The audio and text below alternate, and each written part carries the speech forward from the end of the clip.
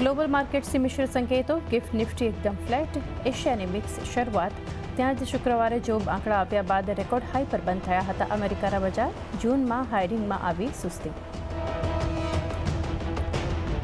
બજેટની તારીખ થઈ જાહેર. 23 જુલાઈએ લોકસભામાં રજૂ થશે મોદી 3.0નું પહેલું બજેટ. રાષ્ટ્રપતિએ આપી મંજૂરી. 22 જુલાઈથી 12 ઓગસ્ટ સુધી ચાલશે બજેટ સત્ર. CNBC બજાર પર જુઓ બજેટની મેગા કવરેજ.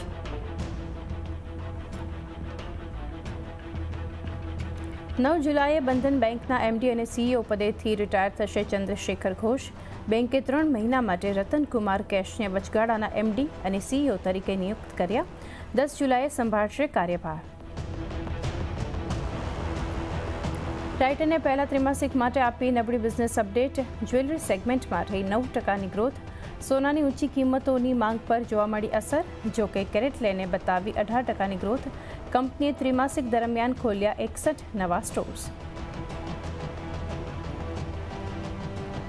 ડાબર અને મેરિકોએ પહેલા ત્રિમાસિકમાં આપ્યા સ્થાનિક માંગમાં મામૂલી વધારાના સંકેતો.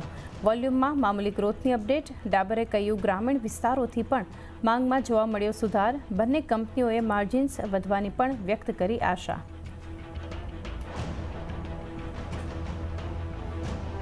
તો ક્વાર્ટર 1માં ત્રિમાસિક આધારે ઇન્ડસઇન્ડ બેંકના ડિપોઝિટમાં 4%, તો લોનમાં રહી માત્ર 1%ની તેજી.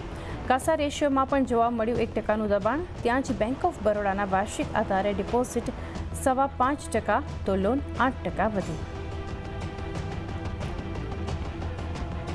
M&M પર લાગી 1,944 કરોડ રૂપિયાની પેનલ્ટી. ASPC મુંબઈ કસ્ટમ્સે લગાવ્યો દંડ.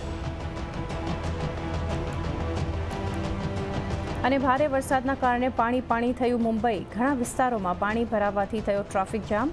હવામાન વિભાગ દ્વારા આવતા 3 થી 4 દિવસ સુધી મધ્ય મહારાષ્ટ્ર અને મરાઠાવાડામાં ભારે વરસાદનું એલર્ટ.